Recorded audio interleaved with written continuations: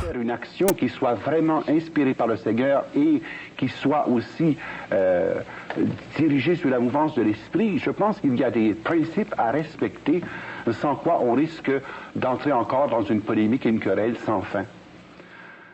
La première remarque que j'aimerais faire, c'est que nous mettions notre action au service de la vérité dans un esprit d'authentique charité.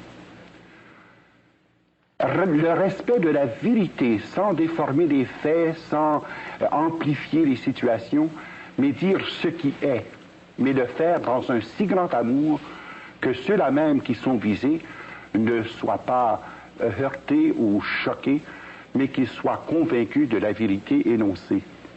Deuxièmement, il faut être bien conscient de diriger notre action non contre les personnes, mais contre les idées, les idéologies ou les objectifs proposés et propagés par les groupements auxquels appartiennent ces personnes. Il faut être bien conscient d'une chose. Jésus n'a jamais condamné les personnes. Il avait une infinie tendresse pour les personnes, une infinie tendresse pour les pécheurs, bien qu'il ait dénoncé vigoureusement l'erreur et le péché. Alors c'est la même attitude qui doit être la nôtre, c'est-à-dire d'être bien conscient de ne pas attaquer les personnes en tant que personnes, mais de mettre en évidence les idées, les idéologies, les objectifs qui sont incompatibles et irréconciliables avec l'engagement chrétien. Troisièmement, toujours avoir recours à des moyens de non-violence. Le Christ est venu nous enseigner la voie de l'amour. Et c'est dans la non-violence que notre action doit s'exercer, en respectant les moyens démocratiques, les moyens légaux, les moyens loyaux, respectueux des exigences de la foi chrétienne et de la dignité de la personne humaine. Autrement, notre action serait purement une nouvelle forme de politique d'inspiration religieuse qui conduit au pire fanatisme. Et là, je pense qu'on n'atteindrait pas du tout les buts visés. Quatrièmement, rédiger avec soin, c'est-à-dire avec précision et exactitude, les lettres, les mémoires, les documents que l'on destine au public, que l'on destine par exemple aux députés, que l'on destine aux divers ministres des divers services ou encore aux commissions royales d'enquête, telles la commission MacDonald, entre autres. Et toujours prendre bien la peine de vérifier nos sources et de dire explicitement quelles sont nos références, pas d'affirmation gratuite, pour être sûr qu'on soit au service de la vérité dans la charité. Et cinquièmement, éviter toute polémique stérile, toute confrontation hostile sous forme de croisade, par exemple, ou de chasse aux sorcières. Jésus nous dit clairement, la vérité nous rendra libres. Donc se mettre au service de cette vérité-là en vue de la libération des cœurs et des esprits. Mais saint Paul nous avertit aussi, il est beau d'avoir du zèle, mais si vous avez un zèle amer, vous ne glorifiez pas Dieu. Et je pense que si nous exhortons les auditeurs à un engagement, nous voulons les exhorter à un engagement tellement rempli d'amour et de vérité qu'il n'y a pas de place pour l'amertume, pour la haine ou pour le fanatisme sous quelque forme que ce soit. Maintenant, sur la question de l'engagement individuel, je pense que c'est important pour nous de bien comprendre une chose. On a pu être impressionné par la puissance de ces organisations occultes et on a pu être impressionné également par l'étendue de leur action. Mais n'oublions pas que nous sommes tous membres du corps du Christ. Nous sommes 750 millions de catholiques et près d'1 milliard de chrétiens. Si chacun individuellement assumait sa responsabilité chrétienne et un engagement sérieux selon son baptême et sa confirmation, bien là, à ce moment-là, ce serait très facile de pouvoir se désengager de cette espèce de machine énorme que l'on appelle d'ailleurs encore la bête.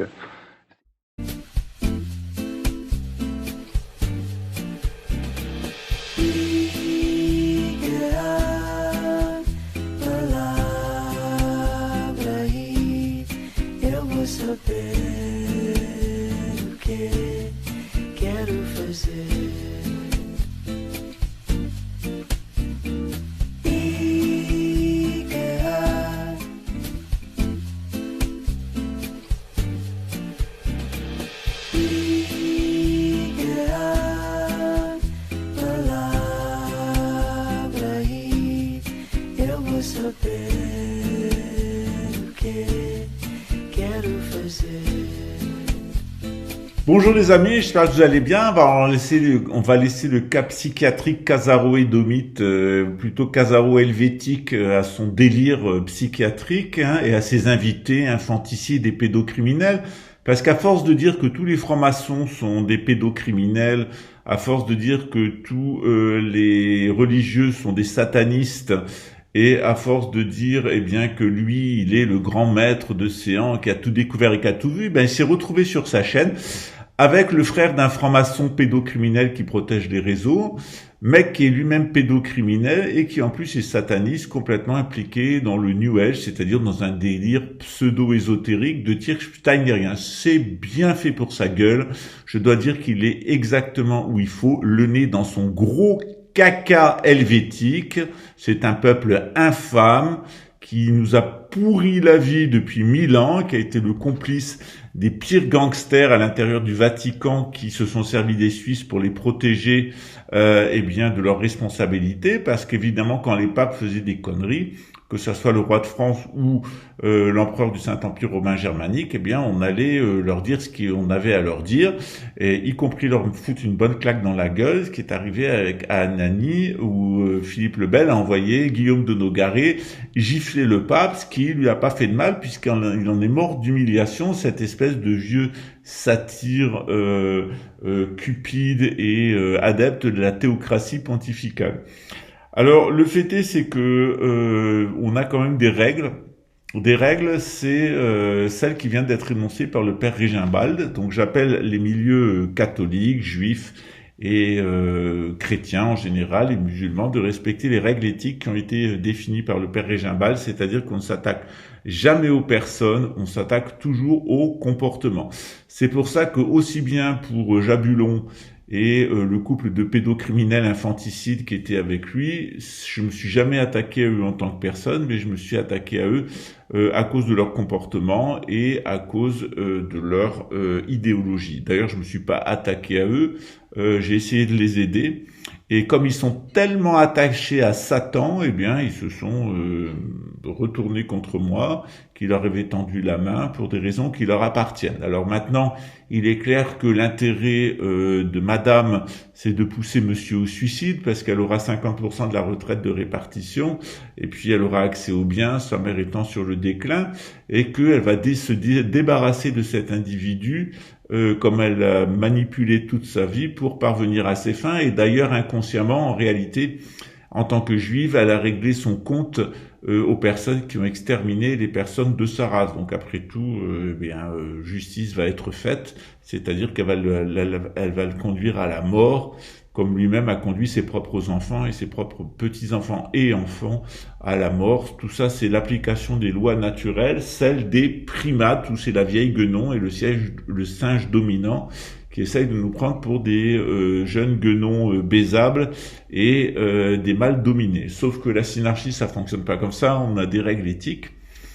On va repartir donc sur la description de la synarchie, de son mode de fonctionnement, parce qu'il y a beaucoup de personnes qui me disent Pascal, qu'est-ce qui se passe dans la synarchie au niveau de l'argent, au niveau comment ça se passe aussi dans ton organisation religieuse, comment vous vous gérez au niveau de l'argent, comment vous vous gérez au niveau du pouvoir et comment vous vous gérez d'un point de vue à proprement parler productif, c'est-à-dire qui fait les courses, qui cultive le jardin, qui bricole, etc. C'est ce qu'on va vous expliquer dans le détail. Qu'est-ce que c'est la synarchie ? Voilà, donc on a bougé notre éco-village, on est en train de quitter Rio de Janeiro et de tout vendre pour aller dans un autre état. On a été aidé par des frères francs-maçons, que je remercie très chaleureusement. Et puis ces frères francs-maçons qui aiment profondément l'être humain et qui aiment profondément les principes de la maçonnerie, ils ont eu à cœur de nous aider contre des pourris d'extrême droite nationalistes et des cloportes polonais qui ont collaboré avec tout, parce que la Pologne, c'est quand même le pays qui a collaboré avec l'Allemagne nazie, c'est le pays qui a collaboré avec l'Union soviétique, et c'est le pays qui a collaboré avec l'OTAN. Donc on est vraiment dans les infâmes des infâmes, sauf qu'il y a des Polonais qui sont des gens bien, et que on en a un d'ailleurs sur notre projet qu'on aime bien, et que bon chien de chasse tire de race. L'essentiel, c'est d'être des croyants, quelle que soit votre nationalité. Mais si vous apostasiez, si vous cessez de croire, ben vous allez devenir des Khazars, des Édomites. Donc si vous êtes chrétien, restez catholique. Et si vous êtes Khazar, restez juif, c'est dans votre intérêt. Ou alors adoptez l'islam, si vous le voulez, ou le bouddhisme, ou l'hindouisme, mais ne restez pas sans religion, parce que sinon vous serez dans la religion dominante, c'est-à-dire la religion de Satan. Voilà, donc je vais me remettre à l'astrologie maintenant. Il y a des petites filles qui attendent leur thème astral. Et puis, je vais continuer notre recherche et nos explications sur Londres et la capitale du satanisme, en commençant par les Ley Lines. Mais ça sera demain, puisque vous êtes de fidèles lecteurs. Et que je vous remercie pour votre présence. Je vous remercie aussi d'être allé en masse à ma demande sur la chaîne de Jabba. Je sais qu'il y avait environ 500 personnes qui me suivent, qui sont allées sur la chaîne de Jabba. J'ai eu beaucoup de témoignages d'amitié. Donc vous voyez exactement comment fonctionne le satanisme. Le satanisme, il vous met pile le satanisme, c'est le système ambiant, et face, c'est le système conspi. Le système conspi n'est qu'une forme de satanisme, que ça soit l'enfumeuse de Tartawed qui est théosophe, la Lucifer Trust, Rudolf Steiner, l'éveilleur,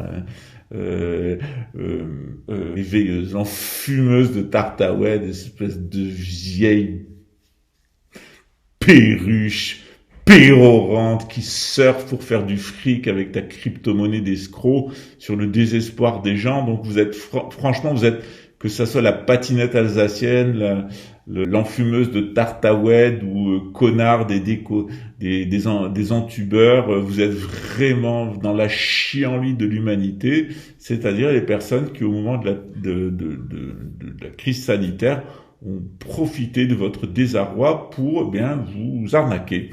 Je vous ferai remarquer une chose, c'est que vous avez annoncé l'élection d'Emmanuel Macron et le fait qu'il perdrait les législatives et qu'il devrait s'associer avec la droite pour gouverner.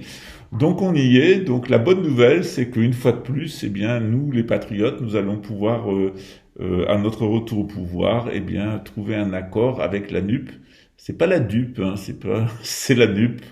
C'est-à-dire qu'une fois de plus, c'est l'extrême gauche française qui se sera montrée à la hauteur et qui se sera montrée patriote. Et pour ça, j'envoie toutes mes amitiés à Jean-Luc Mélenchon et aux personnes de la nouvelle Union écologique et sociale, parce que c'est avec eux que nous gouvernerons, parce que eux, véritablement, ils aiment la France, qui est loin d'être le cas des macronistes, du LR et du Front National, qui ne sont que des nationalistes, des internationalistes et capitalistes et des mondialistes. Une fois de plus, c'est du côté de l'international socialiste que nous allons pouvoir trouver des partenaires pour remettre la France en selle.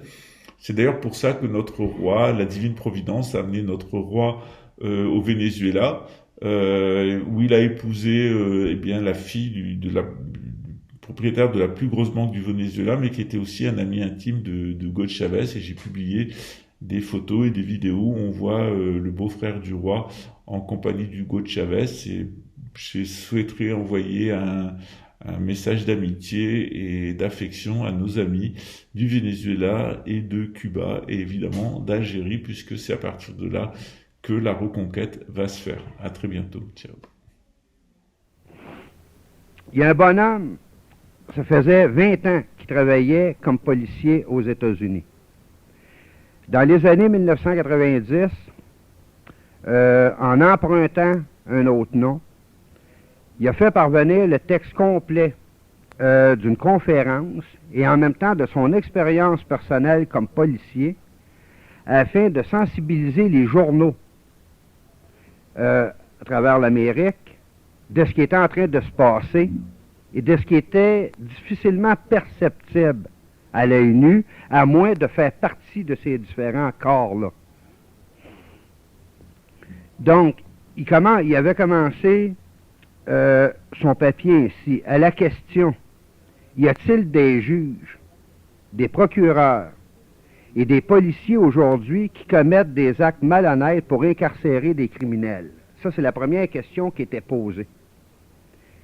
Et à cette question-là, il dit, je réponds sans équivoque oui, puis il va expliquer pourquoi par la suite.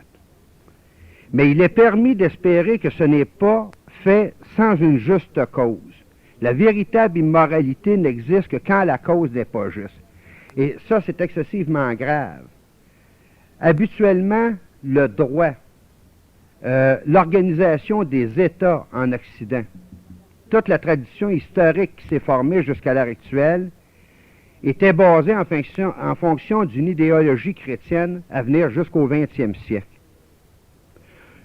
Au nom de cette idéologie-là, on faisait passer le bien et la protection de l'État avant n'importe quoi. C'est cette idéologie-là qui s'est transformée à l'heure actuelle sans que les populations en soient nécessairement conscientes. Et ce qu'il dit ici est très important, ce qu'il dit, la véritable immoralité n'existe que quand la cause n'est pas juste. À partir de ce moment-là, comme ça va être développé, il va démontrer que la nouvelle idéologie qui se trouve à être celle d'un nouvel ordre mondial est l'idéologie qui doit passer avant n'importe quoi et qui peut permettre à n'importe qui faisant partie du pouvoir judiciaire et militaire, pouvant leur permettre de perpétrer quelque acte criminel que ce soit au nom de cette idéologie-là, parce que le but visé, la cause visée, elle est juste. Et c'est un changement complet par rapport à tout ce qui existait dans notre tradition historique. Il dit, après plus de 20 ans de service à mes compatriotes américains, j'ai réalisé ce qu'était la réalité. C'est-à-dire qu'il a réalisé tout d'un coup quelle était la réalité dans laquelle il vivait. La vérité est qu'aujourd'hui, plusieurs juges, avocats et officiers de police sont des dévots de la religion de l'humanisme séculier. Donc, il y en a beaucoup qui se demandent, ils disent, ouais, ben écoute, on entend parler du nouvel âge, on entend parler d'un nouvel ordre mondial, mais c'est quoi ça au juste? Justement, la base idéologique de tout ce qui va composer le nouvel ordre mondial est à la base d'un humanisme basé essentiellement, centré essentiellement sur le culte de l'homme, rien plus loin que ça, même pas un pouce à côté. C'est la déification de l'homme en tant que centre de l'univers, en tant que Dieu, en tant qu'autosuffisance, et étant au-dessus de tout ce qui existe dans l'univers. C'est la philosophie de base de l'humanisme séculier ici. Que s'il y en a pendant le cours de la conférence, qu'il y a des termes que vous ne comprenez pas ou je n'ai pas assez bien expliqué, gênez-vous pas, interrompez-moi, je vais vous les expliquer au meilleur de ma connaissance. Le policier continue en disant, certains de nos membres, la plupart à cause de la peur, n'admettront pas que ce nouvel humanisme est une religion. Ils ont peur d'être traités comme les soi-disant chrétiens ont été traités sous la doctrine de la séparation de l'Église et de l'État. Une telle peur serait fondée si on était il y a 15 ou 20 ans. Ce n'est plus le cas aujourd'hui. La raison étant que les collègues au niveau des corps policiers et militaires sont pour la plupart en contrôle des agences et des organisations, et là, ils nomment toute une série de noms, comme le département de la justice, ainsi de suite, aux États-Unis. En d'autres mots, ce qu'il est en train de dire, il dit, il y a 15 ou 20 ans, alors que l'idéologie chrétienne aux États-Unis était dominante, et que ceux qui contrôlaient les différents paliers du gouvernement, du militaire, du judiciaire, de la police, les différents ministères gouvernementaux avaient une formation chrétienne. Ils disaient, il y a 15-20 ans, OK, ces gens-là, on pouvait avoir peur de montrer ouvertement qu'on ne croit plus à ces choses-là, que nous autres, on croit fondamentalement et uniquement à l'humanisme. Mais aujourd'hui, il dit, c'est plus le cas, parce qu'on a beaucoup de bonhommes qui croient à la même chose que nous et qui ont des postes importants. Bien qu'à première vue, ceci semble injuste, ce ne l'est pas. Mais permettez-moi de poursuivre, et je crois que vous allez parvenir à une pleine compréhension de ceci, ainsi que de plusieurs autres faits importants. Mon sentiment est qu'en ce moment, nous, les bergers, et vous allez voir la façon, au niveau de cette conférence-là, qui avait été donnée en privé, là, dans des milieux privés, comment est-ce que ces gens-là se considèrent exactement, et vous allez voir en même temps aussi, par conséquent, comment est-ce qu'ils considèrent les populations. Nous, les bergers, devons ouvrir les yeux de nos troupeaux et choisir plus en profondeur ceux que nous ne pouvons emmener au 21e siècle. Tous ceux qui nieraient que notre religion, et lorsqu'il parle de religion, il parle de l'humanisme, il parle de rien d'autre à côté. Tous ceux qui nieraient que notre religion n'est pas une religion valide devraient retourner faire leur devoir. La Cour suprême des États-Unis a décidé que c'était une religion.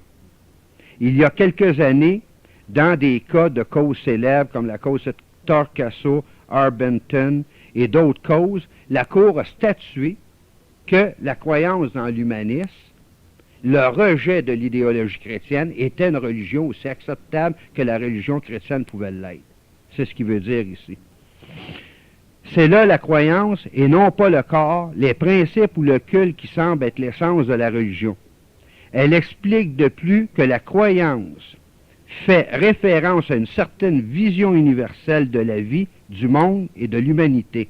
Dans son ensemble, la Cour suprême des États-Unis a déclaré qu'une religion peut être n'importe quelle vision du monde, avec ou sans référence à Dieu, de nature théiste ou athéiste. En d'autres mots, la nouvelle jurisprudence établie par la Cour suprême des États-Unis a établi que toute croyance fondée sur une nouvelle vision de l'univers pouvait être considérée comme étant une religion acceptable et valable, et que pour cette raison, les gens qui croyaient à cette religion-là n'étaient pas obligés pour autant, comme dans le passé, de croire à un Dieu particulier. Et ça, c'est un gros changement, vous allez voir plus loin pourquoi. J'espère que ceci aide les autres à comprendre notre foi. Il parle de la foi en l'humanisme. Néanmoins, ceci n'est bien sûr pas le point principal de mon discours. Je souhaite traiter des abus auxquels font face les policiers qui souscrivent consciemment ou non aux tenants moraux de notre religion en ce qui a trait à l'éthique et à la morale. En d'autres mots, ce qu'il est en train de dire, c'est qu'à un moment donné, les policiers de plus en plus nombreux aux États-Unis qui adoptaient cette manière de penser au niveau d'une croyance uniquement dans l'humanisme sans référence à un Dieu quelconque étaient victimes de ségrégation ou de menaces ou de quoi que ce soit de la part de leurs chefs qui, eux, avaient encore une idéologie chrétienne. Partout au pays, nos dévots endurent d'horribles discriminations aux mains d'une faction très hypocrite de la société, c'est-à-dire les chrétiens.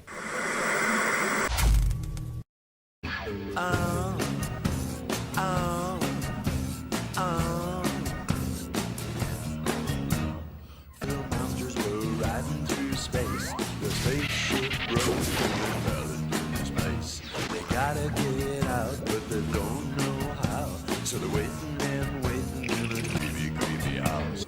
La la la la la la la la la. We like monsters. And then the little kids sing.